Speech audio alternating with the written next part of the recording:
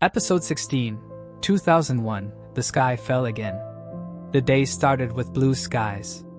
I remember the sunlight on the buildings, the way coffee tasted in my mouth. The usual rhythm of footsteps on the New York pavement. Nothing felt different. We joked in the elevator, checked the news, scrolled through emails. The world was ordinary, until it wasn't. I was at my desk when it happened. A deep, unnatural roar. The building shook, papers fluttered to the floor, someone screamed. We all looked at each other, eyes wide, hearts thudding. I ran to the window. Smoke. Fire. A tower burning, high above the city, as if the sky itself had torn. For a few seconds time froze. No one knew what to do. Some called their families, hands shaking. Others just stared, silent. We didn't know if we should run or hide. We didn't know what was coming next. The second impact was louder, deafening, final. The shockwave rattled the glass, rattled my bones. People shouted, some started to pray. Someone pulled the fire alarm. I grabbed my bag, stumbled into the hallway. Smoke filled the air, thick and bitter. The smell of burning plastic, dust, fear. Down the stairwell, step after step, breath after breath. My legs were shaking. People cried, people pushed, some moved as if in a trance. We spilled out onto the street. And the world was changed. Sirens wailed from every direction. Ash drifted down, soft as snow, coating hair and skin, choking lungs. I looked up. The towers burning, black scars against the blue. I heard glass shatter, saw papers spinning through the air like lost birds. People ran in every direction. Some fell. Some stopped and screamed names. A woman next to me held her shoes in her hands and kept running. I tried to call my family, no signal. The lines were dead. I kept walking, not sure where I was going. Dust caked my eyes, my mouth. The taste of concrete and panic. Somewhere, a man handed out bottles of water. Someone wrapped a bleeding stranger in a jacket. Sirens shouting, prayers, sobs. All mixing in the thick, heavy air. Time lost all meaning. I felt like I was moving underwater, slow, disconnected, numb. Then, the impossible. The first tower fell. A sound deeper than thunder. A wave of dust and rubble that swallowed everything. People dropped to the ground. I heard myself screaming, didn't realize it was me. I crawled beneath a parked car as the cloud rushed past. It was dark, silent except for my own heartbeat. I tasted fear, sharp, metallic. When I stood again, the world was gray. No sun, no sky, just dust and ghosts. People wandered, faces covered in ash, eyes wide and lost. Some hugged, some searched the ground for shoes, for friends, for anything familiar. I found a payphone, tried again to call home. Nothing. I sat on the curb, hands shaking. A stranger sat beside me, said nothing, just shared his water. We listened together as the sirens wailed on. As the second tower collapsed, somewhere out of sight. For a moment, everyone was silent. The whole city holding its breath. I thought of my family, where they were, if they were safe, if I would ever see them again. I thought of the people in the towers, the ones who didn't make it out. I wanted to cry, but my eyes burned from the dust. All I could do was breathe, hold on, and try not to forget who I was. That day, the sky fell again. And nothing would ever be the same. The hours after were endless. I wandered the streets, shoes caked with dust, my clothes heavy with smoke and grief. I barely recognized the city. Familiar buildings blurred under a blanket of ash.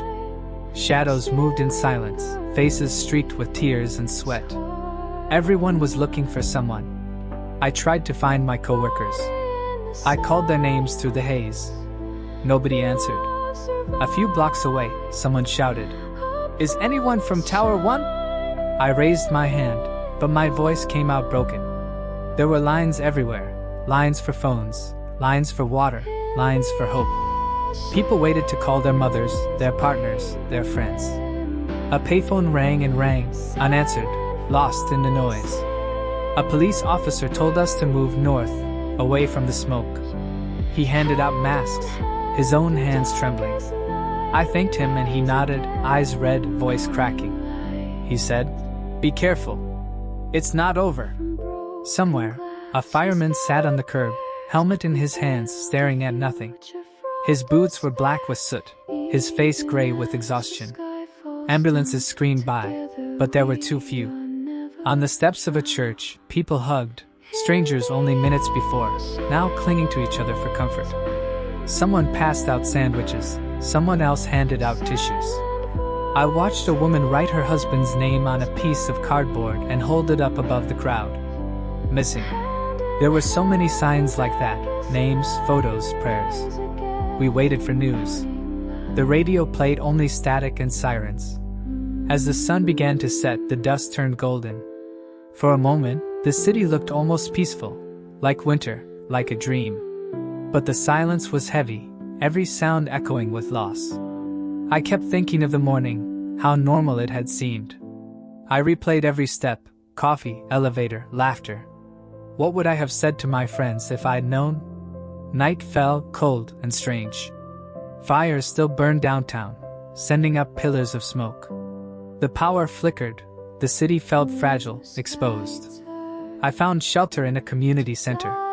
People gathered on the floor, wrapped in blankets. Some cried. Some prayed. Some just sat, staring at the walls. A woman beside me whispered, "I can't find my brother." I reached for her hand, and she squeezed it like a lifeline. For a while, we just listened, stories of escape, stories of loss, voices cracking with relief or regret. Nobody judged. We were united by shock, by fear, by survival. I wanted to call home, to hear my mother's voice, to say, "I'm okay."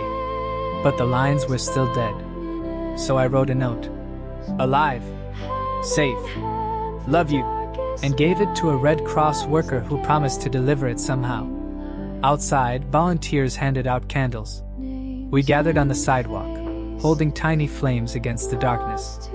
A stranger started singing, "Amazing Grace." Soon others joined in, voices trembling, searching for hope in the broken night. The city felt different, closer, softer, raw. Even in loss, there was kindness everywhere. I watched as the first responders went back again and again into the smoke. They never hesitated. Some of them never came back out. I thought of the ones still missing, my friends, the faces on the signs, the stories left unfinished. I promised myself I would remember their names. In the darkness, surrounded by candles and tears, I realized we had lost so much, but we had not lost each other. The sky had fallen. But in the ruins, something stubborn, some small, stubborn hope, remained. Morning came quietly, as if the world was afraid to move. Light filtered through the dust, turning everything gray and gold. For a moment I thought it was still a nightmare, then I heard the distant sirens, the hum of helicopters overhead, and knew it was all real. The city moved slowly. People lined up at blood donation centers, even those who never donated before. Restaurants gave out food to anyone who needed it. Churches, synagogues, mosques, all opened their doors. No one asked for names or stories. We were just people, together, hurting and alive. I joined a group of volunteers. We handed out water, comforted strangers, collected supplies. A little girl handed me a thank you note with shaky handwriting.